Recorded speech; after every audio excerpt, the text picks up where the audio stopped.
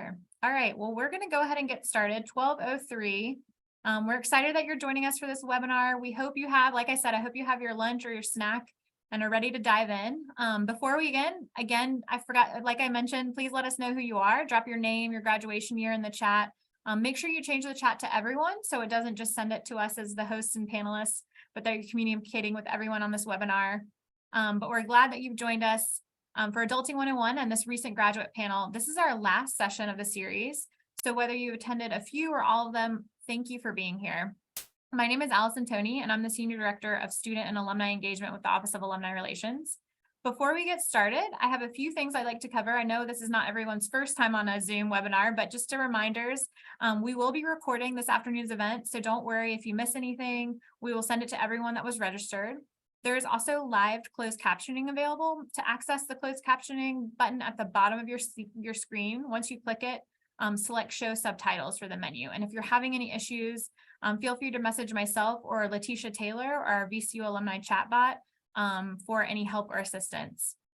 I would also like to thank those that registered and were able to submit questions to our panelists. While we are excited to get to as many questions as possible, but feel free to submit questions via the Q&A pane or the chat box while we have this conversation with everyone. And without further ado, I'd like to introduce you to all of our panelists.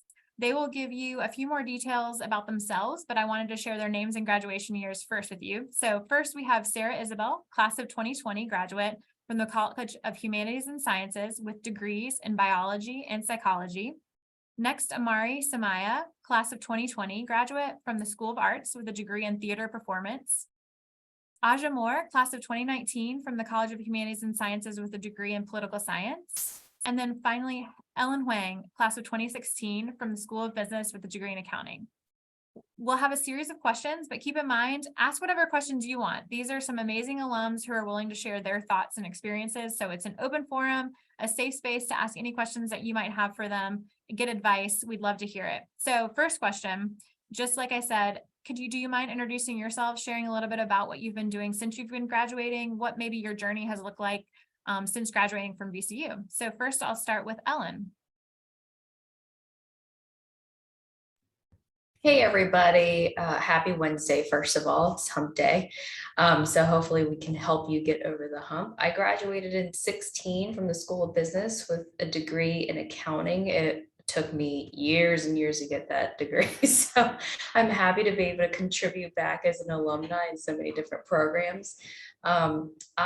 Since graduation, I have moved into 3 different industries. So I started in, I guess, what you would call banking, but credit unions would hate to hear you say that. Financial services in the not-for-profit sector is what they would prefer. And then I moved over into the legal sector. And then I am in retail right now, all very different industries, but I chose that path because I thought I would learn a lot going through that journey. Thanks, Ellen. Amari. Hi there. Yes, I'm Amari Samaya. I graduated in 2020 with a degree in theater performance and a certificate in global education. Since graduation, I have worked in the industry, moved to Atlanta, but also currently starting my own selfie museum here in the city of Cincinnati. So entrepreneurship journey is what we're on now, as well as just a multitude of public speaking and things similar to this, webinars and Zooms, as well as the industry of entertainment. Thanks, Amari. Sarah. Yeah, hi everyone.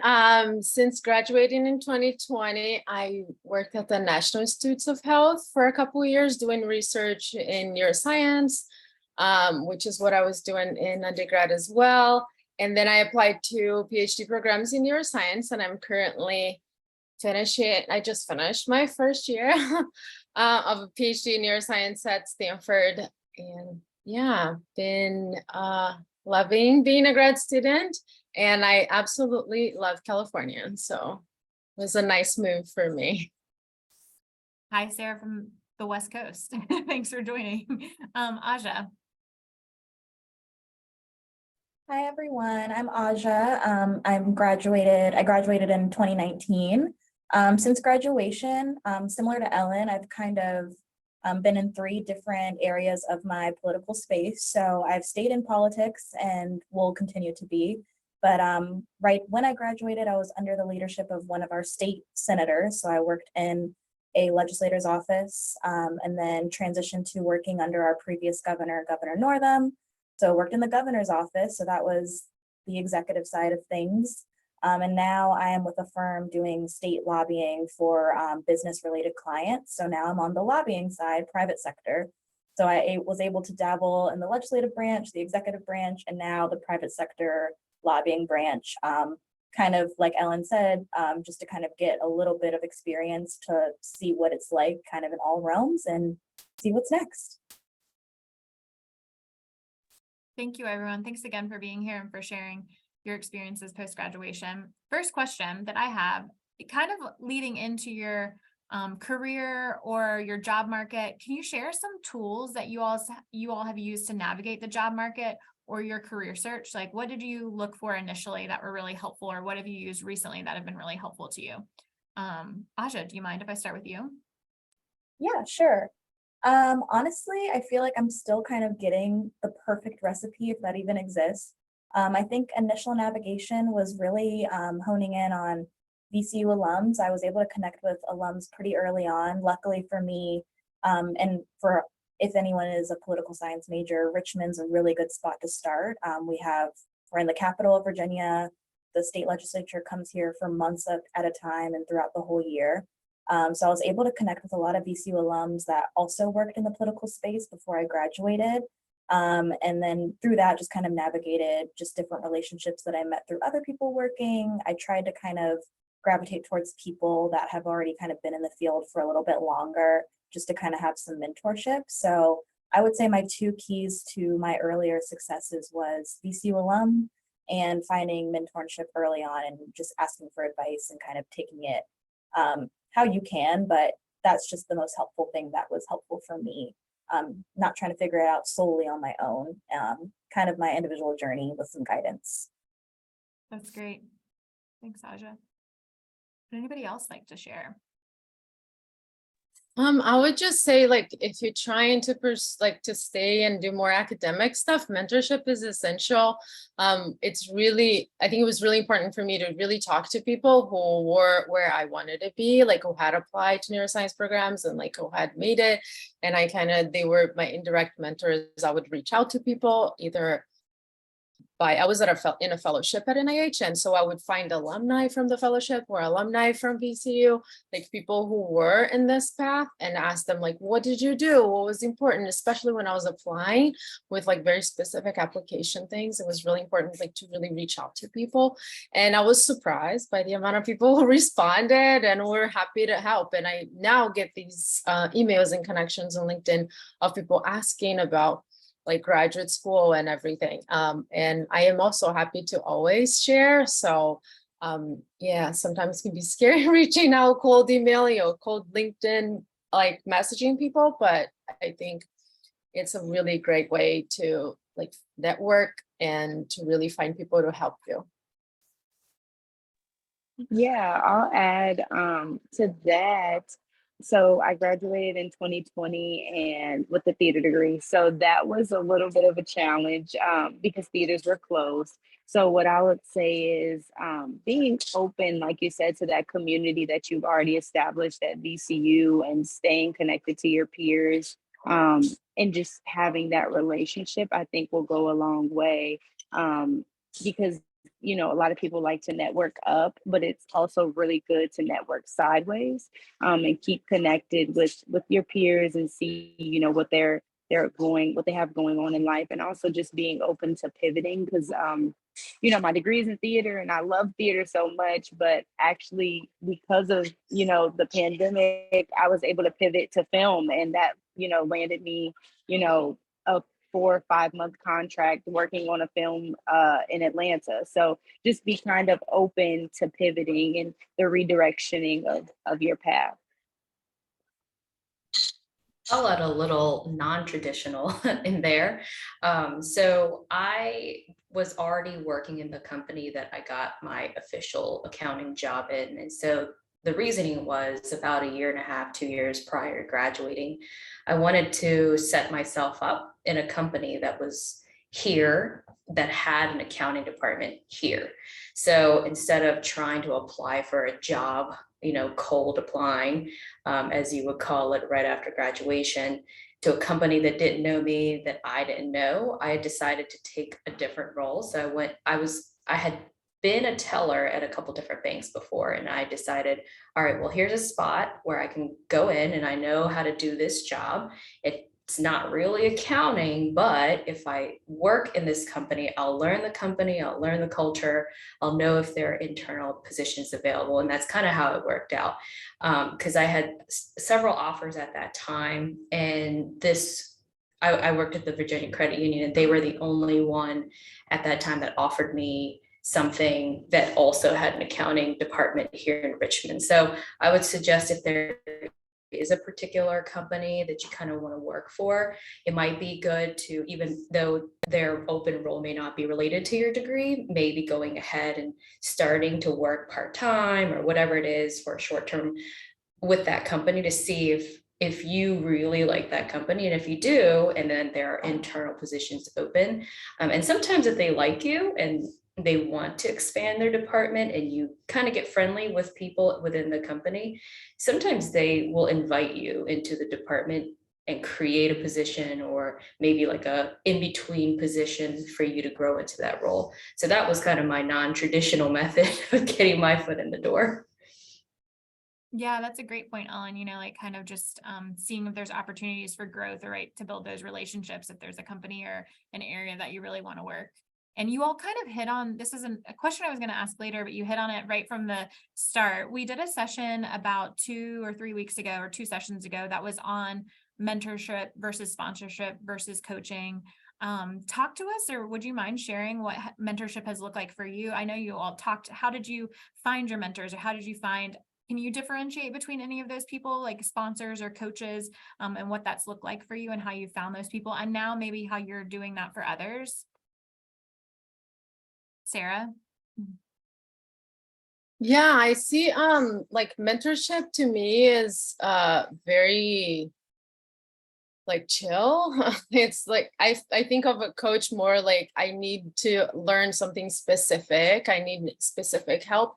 And I think mentorship is more like I can ask about life things, and I can ask about their experience, just like, what are you doing right now and how do you like that?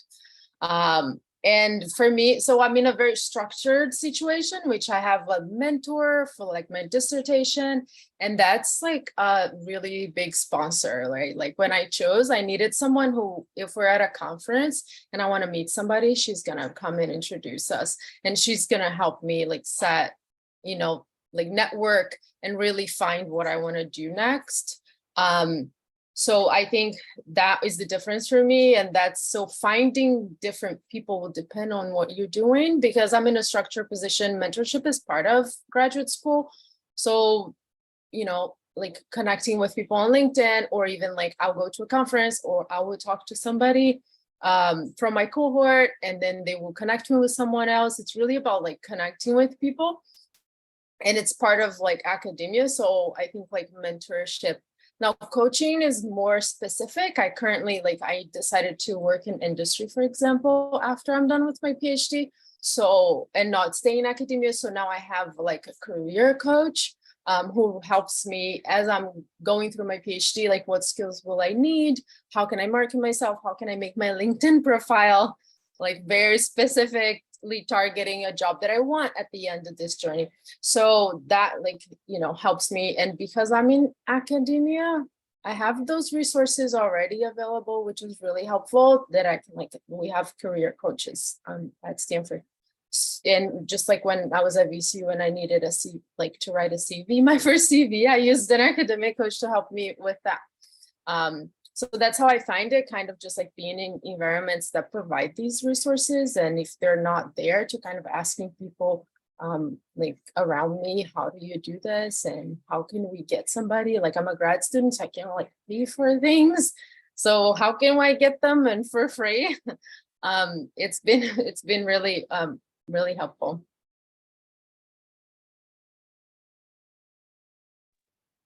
Yeah, I'll add to that. I know when I graduated, I really didn't know how like being an alumni worked, if that makes sense. So I was like, well, like, do I graduate? And then like I just sort of like figure it out from here. And like you do have support as an alumni. Like we're all here because of that support from being an alumni. The newsletters, they don't stop. The resources, they don't stop. There are alumni resources out there. So I think like gaining that community while you're at VCU, and honing in on it, but also allowing it to trickle over post grad is very important, and keeping strong relationships. Attend some events and get to know people and see what they're doing that you're interested in, or if you're trying to pivot and change paths, see how there is an alumni, a VCU alumni that you look up to that was in the newsletter that you're like, wow, I really think what they're doing is really cool. They're in New York City and I wanted to be doing the same thing in New York City. Reach out to them. Like it's kind of, it's not as hard as you think. So just keeping that mindset, I think, as far as mentorship, because it is very easy. It's very just organic. So I know for me, while I was in college, I wanted to study abroad, and my mentor at the time had like told me about it, and eventually that stemmed to me, being a Gilman scholar and like being able to go to London and study. And that just came from just my mentor bringing it up, like you should do this. So it sparks a lot of change within yourself. And now I'm able to mentor other VCU students because I'm a part of the AAAC, the African American Arts Council, and I'm able to give that support to other students who were once like me. I'll add to that. Neither of my parents went to college. So in their eyes, teachers and professors were people to be revered. They weren't to be coaches and mentors and you go talk to them, about your life choices. You only ask them a question if you didn't know what they were talking about in class. So I never really got that mentorship down while I was in school within the school. But I had grown up around older folks when I was a kid. And so I think because of that, it stayed with me throughout. And while I was still in school and working at the credit union, there were a lot of, older coworkers. And I call them my peer mentors because some of them did not go to college and some of them did. Some of them went to technical school. So it was really nice to be able to have a diverse set of peer mentors where you could bounce ideas off of because they had a lot of life experience, even if it wasn't about schooling in general. And so that was kind of my little hub, and it's obviously grown now, but that was right at the onset of my graduation. That's great. Aja, anything else you'd like to add? Sure, yeah, I'll be super quick. I agree kind of with what everyone already said. And I think for me, the biggest thing was kind of taking mentorship in different areas of my life. Like I was lucky to connect with a VCU alum very early on. She was already graduated, I think maybe 3 years. She graduated maybe 3 years before me. And we connected pretty early on. So I had her for most of college and then still currently. And that was really important just to kind of navigate. I switched majors while at VCU. So for me, that's when we kind of connected just because I felt like I was really behind the curve. And I was like, please let me know what you did, even though we're started these journeys at different times, want different things, etc. But kind of having a model that graduated from VCU that did similar work that I was already interested in, but didn't quite know how to get into it, was super important for me. And kind of taking that and then getting a mentorship in my first job. And it was organic and not, we don't call them mentor mentee, but one of my first coworkers who was about 20 years older than me, if not more, she's been just my career mentor just by seeing her career trajectory. Like I don't want to match and mimic hers, but seeing just kind of the transitions that happen is super, super helpful. And to see that For me, at least in politics, like change is kind of inevitable. Like whether you're on any side of the thing, there will always be a change. When there's a change of leadership, our jobs just naturally change, and just kind of seeing someone mirror that and do it gracefully is super helpful as a young woman too. Especially just as a woman, period, to have a woman to look up to in this field is very critical for me. And then just with family and in my sorority, like I kind of have my mentorship in my older sister, and then mentorship that we have pretty structured in my sorority still. And that's very, very helpful. So I think the key is like doing what works for you. What worked for me is just having different people in all aspects of my life to kind of have it come together in a very like introspective way. Because focusing just on one area, I need balance. So it's like, if you need someone in work, if you need someone in your life, and you need someone in your extracurriculars or whatever you do outside of those things, I think it's kind of important to just, find someone that you connect with and gel with, whether they're significantly older you or your peer. It's kind of just helpful to have someone motivating you throughout. So I just think never turn a blind eye to having mentorship, even if it's someone my age, because I have that too. And friends where I'm like, I look up to you and we are the exact same, but you're doing XYZ and I want to do that too. So just always being open to having someone to look up to and just always finding inspiration in things is kind of important, even if it's not a legitimate mentor-mentee title. That was great, y'all. Yeah, a lot of times I think mentorship can seem intimidating, right?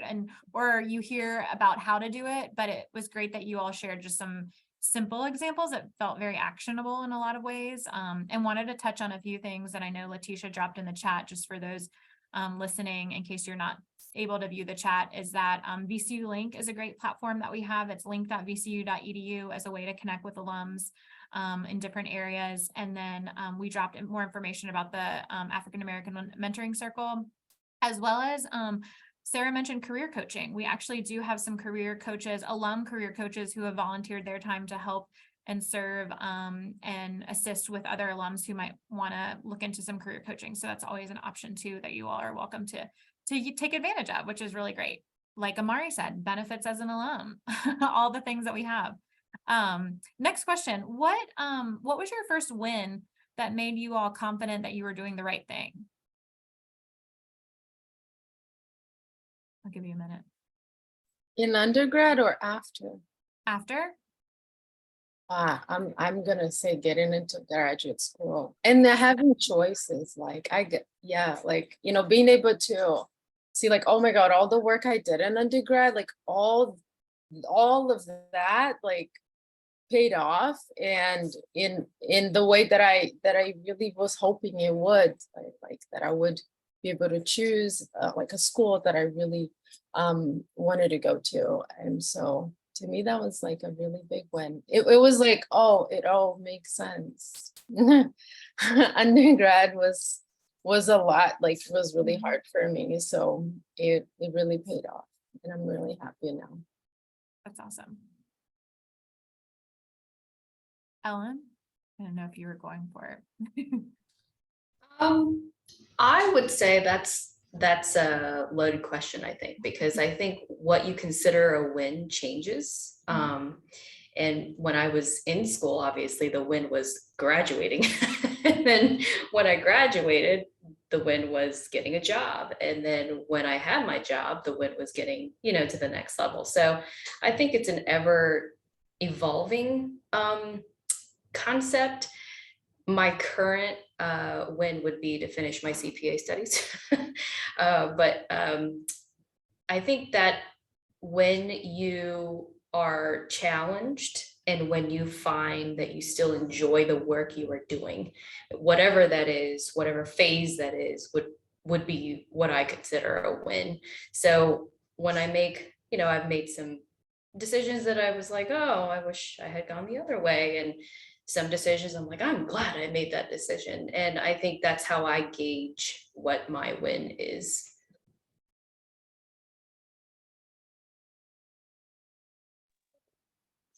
Yeah, I'll agree with that, because I feel like I'm the type of person where I celebrate little wins. I'm like, I little things like, oh, I got another role, or I met this amazing never thought that I'd work with, you know, so things like that along the way, the small ones pretty much add up. But I would say a win right now is just being able to curate like a creative space for other people to enjoy in the city that I'm from. I think that's because I think we're all searching for a sense of community and able to express ourselves. So being able to hone in on that outside of, you know, my own personal talents and things that I'm interested in.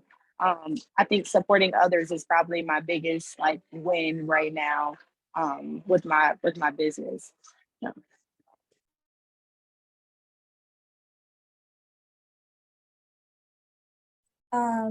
Yeah, I think I kind of agree with like wins and stages, because similar to what everyone else said, like it's kind of what you want out of certain things can kind of be ever changing. And I've learned that about myself a lot. Like I feel like I graduated and I felt very lucky and grateful at the time to kind of graduate, get a job in my field right away and think that this is just it. And like it's just interesting to see kind of how once you start doing things and even if you love it, like there's just always something that you can kind of reach for more and it can look different in a matter of months to a year. So I think that's a win in itself is kind of understanding that and understanding that like change is normal and that there will always just be some type of change in some way, even if it's not drastic. So it's like a win to kind of deal with that. And then I think another win is having people beginning to reach out to me. Like I've always, like we just spoke to the last question, like I take mentorship and advice and networking and just having people in my corner very, very seriously. I think, and I know the panels that are people that are listening are diverse, but like we're all women up here. And I think like that's just something that's super important to me as a woman in a very male dominated field that's kind of changing in a way. So I think, yeah, like now that people are reaching out to me and seeking me for advice and borderline mentorship just through LinkedIn or emails or by doing a few VCU alumni events and that alumni now reach out to me after the fact. That's new, like that's happened in the last like 6 months. And that's been a win because I'm like, well, I'm glad that I've been able to be an example to other people. And I hope that can continue. And then I hope that those people will be in my position in the next couple of years. I know they will. So that's been a bigger one for me lately that I kind of still get shocked when people reach out to me and I'm like, really? You want me to help you? Like, I'll try. So that's been very, very nice, especially to give back to VCU like it gave to me. Yes, you all definitely have things to share. That's why I asked all you all to be on this panel is the advice and the thoughts and the concepts that you can share with others. Amari, sorry, I didn't mean to cut you off. Did you have something? No, you're fine. I was just gonna add also just like a mental win. I feel like for me or just in my life is being able to like have a life outside of a career. It's like, you know, socially or, you know, just having a support system or friends to lean on. I think that like on a more personal level is very important and a win. It's like even though uh, even though you have this career and you know as women we're striving and we want to you know put our best foot forward and excel, but also having like a personal life and having you know good times outside of that career I think is very very important and also a win in and of itself. Like don't get lost in the chase of it. So I think being open and honest with yourself about where your career is going, but also where your personal life is going is important as well. Yeah, that's a great point, Mari. And a question that maybe I'll ask you and then anyone else that would like to answer too is how you all have built community outside of work, especially if maybe you've moved somewhere new, if you're not necessarily with family and friends that you knew at VCU or where you grew up or anything like that. Or what has community looked like for you outside of maybe your work or grad school? Yeah, I'll definitely start and say so I was an out of state student and I pretty much moved to VCU and didn't know anybody. And when I got there, like community was a big thing for me. So I was like, where do I start? Like, who do I engage with? And I was able to, you know, run for homecoming court my freshman year and win and be able to, you know, build that homecoming community, but also within my different groups. Like, you know, you have the theater community, you have the global education, the globe community, you have homecoming and activities programming board, which I served on. So it's like you'll find your pockets of like just things, sense of like, this isn't work, this is fun, but we might be serving or it serves its purpose, but we're also having like that community and that engagement for my like for our personal selves. So I think it comes up along the journey. So with me, I've just never been the type of person because my industry is so like it fluctuates a lot. So I've never been the type of person that just been like, I have to focus on getting roles, getting roles, getting roles. And anybody in an artistic field can kind of understand this, whether it be like an art medium or film and television or acting or instrumental music. It's like you do your best work when you're all different sides or pieces of yourself are, you know, being worked on or fulfilled. So I think it's like making mental notes of like, okay, I've been chasing my career, focus on family, or maybe it's time that I focus on my personal relationships and things like that, or fun, you know. So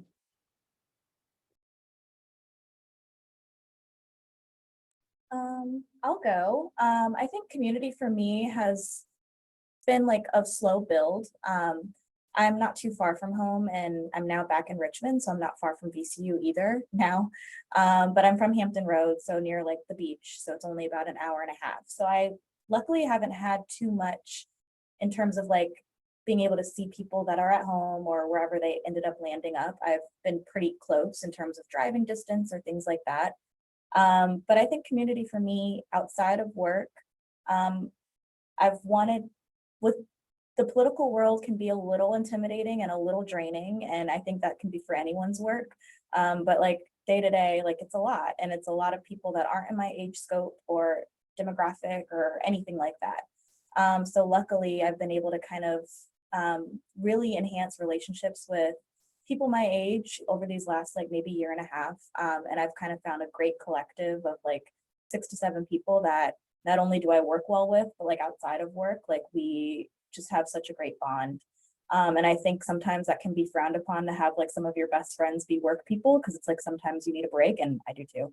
But I think that's been important in a way of community that I didn't expect it to work that way. But it's like having just my Richmond-based community that seem to kind of translate to work and fun, but like can have a clear boundary between the two. And then also just making time to see my friends where they've ended up. A lot of them are luckily in DC, and if they're on the West Coast, that's always a fun trip. But in terms of like some of my best friends, some of them are still here, some of them are still at home in the beach or in DC. So I just always make and carve out time, whether I'm on a work trip or just a personal trip. I just always make sure like, hey, like I'm over in DC overnight for work. Like, can we get dinner? Just trying to always find that personal life boundary because I need it. I live alone also. So it's kind of good for me to have some interaction when I'm not just having my me time at home. So for everyone, it'll be different. And for me, I feel like I am lucky in considering that I can drive to most of my good friends if they're not located here. But I think it's just important to have a personal life outside of your work and school life. It keeps you going, whether that is a large group of friends, small group, or just your family.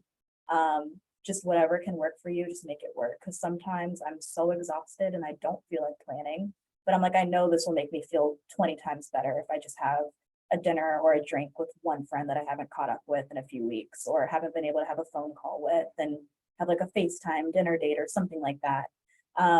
Just anything. And I'm in a long distance relationship too, so that can be fun. Like just trying to find different ways to incorporate community, even if it's not where you live, because it really does do a lot of mental health good when you can go back to work and feel a little lighter.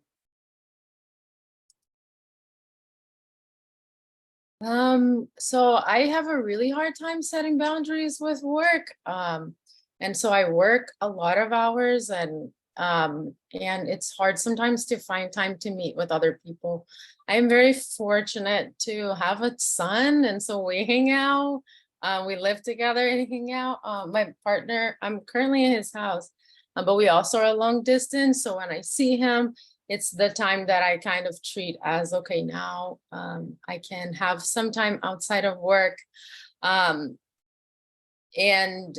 so I'm also not from the country, I'm from Brazil, and I keep up with my friends and family through WhatsApp. And sometimes we like do events and meet and have fun like that, like, you know, from a distance. And then yeah, like it's, for me, it's actually really hard because, so I have a couple really close friends that I made when I was at VCU. And I keep up with them, and that's fun, but one is in Scotland, the other one is on the East Coast. So it's like we don't see each other a lot, but we always keep checking on each other. And I think that's important because I have a hard time setting boundaries. It's important that, you know, I have someone to check in with to get like a break when I allow myself to take them. So I think it's really, really important to kind of have these connections, because like outside of your family too, even though like my son is my, you know, a lot of my life, it's nice too that like this week he's with his aunt and he's gonna hang out there, and I get to like hang out with my partner.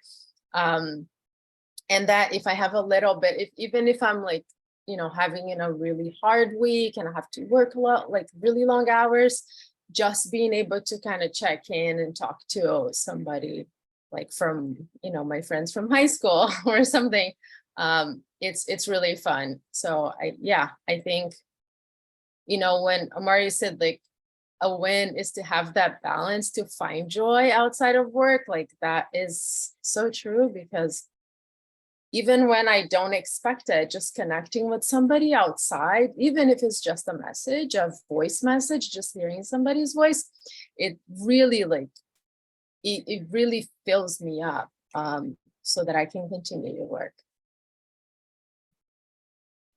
I'll expand on that. I really enjoy volunteering. And with work, when I first graduated, you know, you're trying to learn a new job, actually trying to put your knowledge, your book knowledge to real use. It's very stressful, not a lot of time.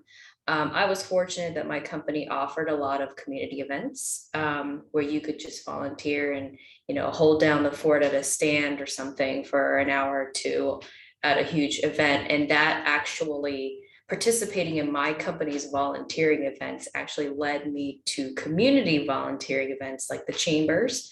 There's lots of volunteer opportunities. So then I got involved with museums in the area. And so I would suggest, you know, community is, yes, people that you know, people that you have maybe formed relationships with already, but also finding people that you don't know that share the same interests in your community.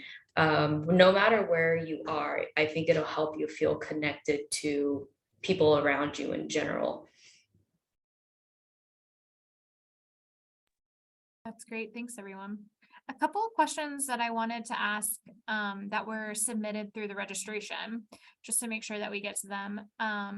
Has anyone had an experience? So one, I don't know if this is infiltrated into any of your fields, but what's your experience, or have you all had any discussions about potentially AI taking over any like entry level or mid to entry level jobs, and what that might look like as some of our most recent graduates enter the job market?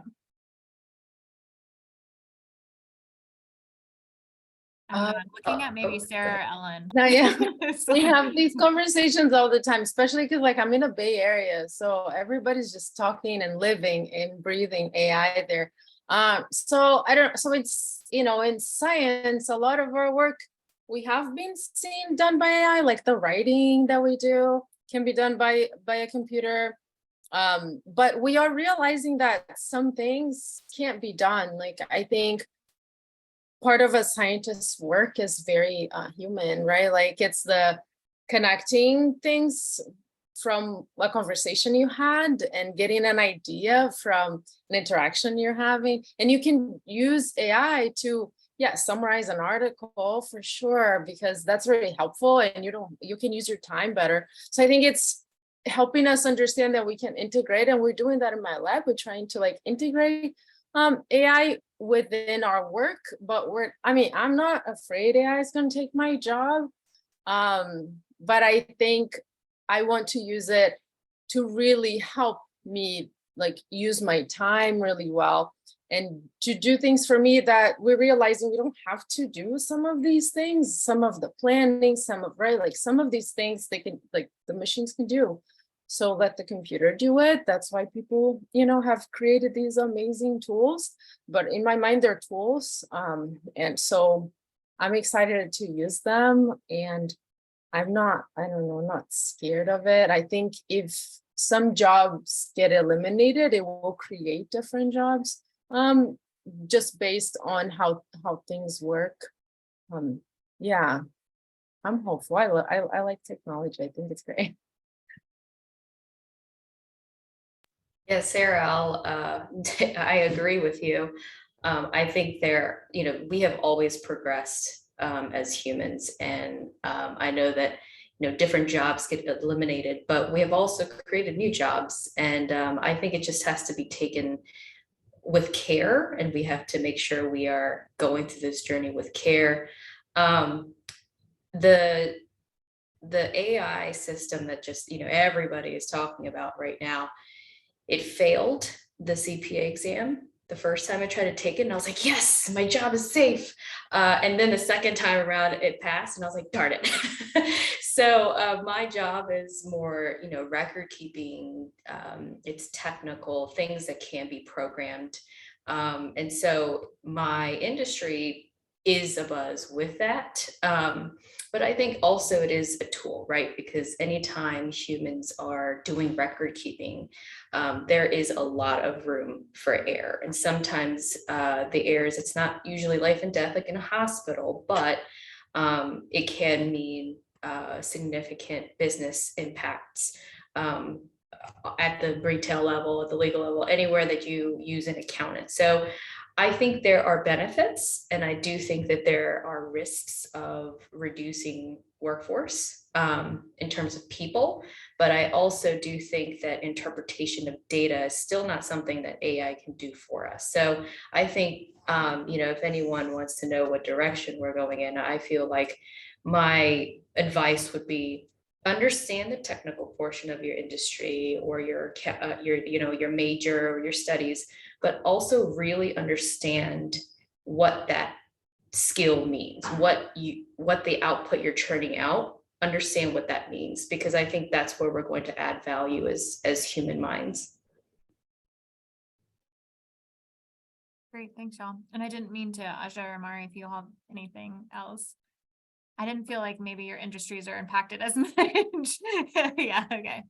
Another question, and maybe Sarah, I mentioned this might be more for you. Can you talk a little bit about your process for applying for grad school and what that looked like? Someone had a question. They were worried specifically about maybe potentially not meeting posted GPA requirements and what that might look like. But if you have any other advice in general about applying to graduate school. Love that question, because I had really, really horrible imposter syndrome when I applied to graduate school. And normally, like the average, people applying to PhD programs in my field apply to about 10 schools. I applied to 25. I did not think I was going to get anywhere. And I spent a whole month obsessing and then a whole month interviewing. And it was amazing, right? Like I had a great experience. And one of my biggest concerns was my GPA is not a 4.0. I'm applying to all these like amazing schools, and like, so I definitely think the biggest advice is to apply and don't count yourself out of anywhere. I did not think I was going to get into the places I got into, but I applied anyways, and here I am, right? Like, so I think don't count yourself out is the biggest advice that I received. Just like try, like what can go wrong? Apply to a few waivers. A lot of programs, I applied to 25 and I only paid for 2 programs. So applied a few waivers, called the schools and asked them like, how can I not pay for this application fee?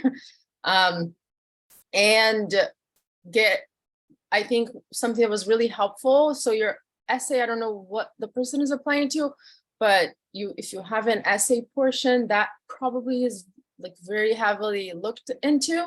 So get different people to read, people who are not in your field at all, and people who are in your field and, you know, understand it's a whole process and you're gonna write and rewrite and rewrite and rewrite your essay many times, and that's part of it.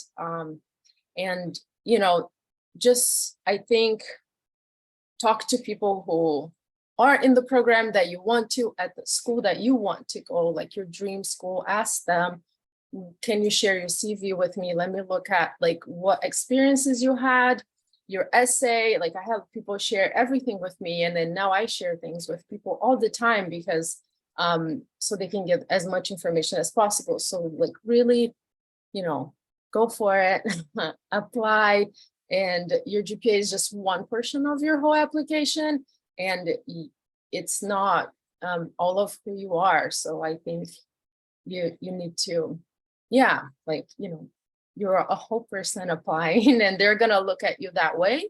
And the schools that only look at your grades, then, I mean, I don't know, do you want to go there?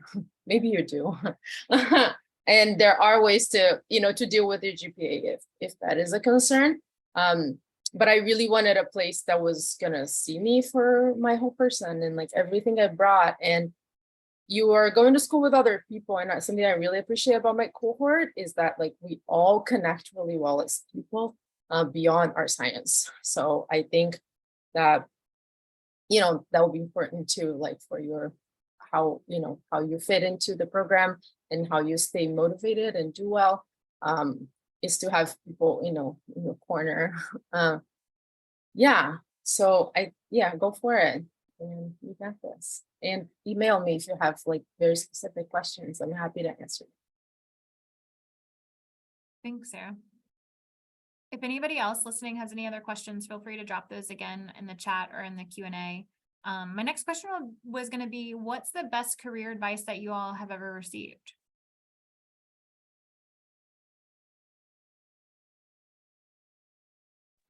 I think mine was don't sell yourself short. I think we all tend to do that at times, especially when you're a new grad or starting at a new company or working and living in a different place. And I guess the technical term these days is imposter syndrome, but I think it's also, you know, trying to remain humble about your achievements. Sometimes it fights against your desire to kind of really be proud of your achievements at the same time. So my advice would be don't sell yourself short, because I think when rubber meets the road, I think you will find that you are capable of a lot more than you thought.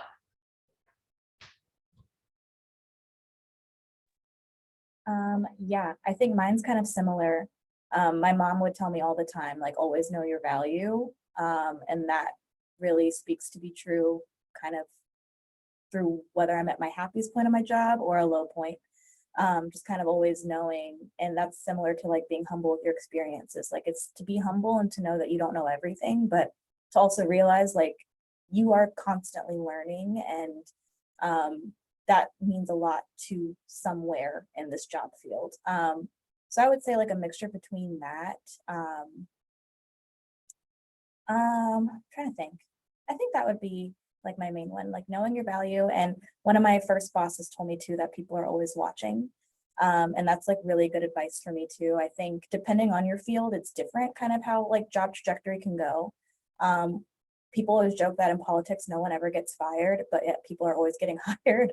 And it's like kind of true, like people rarely get fired, but like to get a new and good job, like kind of just can happen through transitions and people just noting how you work.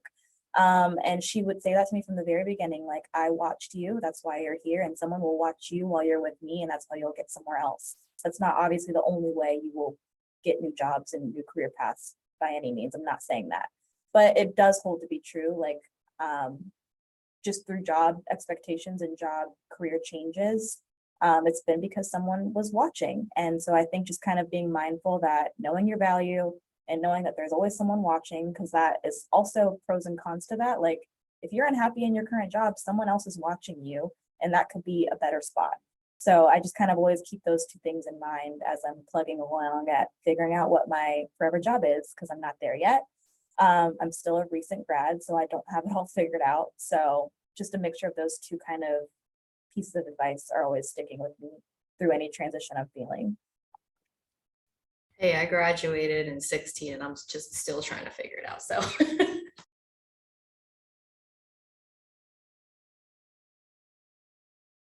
Amari or Sarah? Yeah, I think definitely don't count yourself out and go for things you don't think you're gonna get, because I was really afraid a lot of doing things and always thought I had to be 100,000% prepared before I tried things, and I'm realizing I don't, because it's part of the process, right? Like to just go for it. And I think something I really work on that I received as advice and I'm constantly working on is you are more than your career. And I think it's really important for me to remember that all the time. Like, I'm not just a scientist, I'm also a mom, a partner, a daughter, a friend. There are other parts of me and they matter as much as my job, even though I really love what I do and I really like doing it all the time. It's important to step out of it. It makes me better at my job if I get these interactions outside of it. So this understanding that I am a multitude and not just one thing has been really, really like really life-changing for how I see like how my days go and what I value with my time and energy.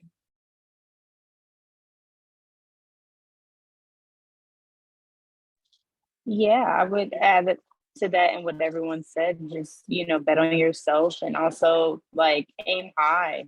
Aim high, if you can dream it, you can achieve it. I know it sounds so cliche, but it's literally like if you want to do something, you put the hard work in, you do the research, you talk to people and get it done.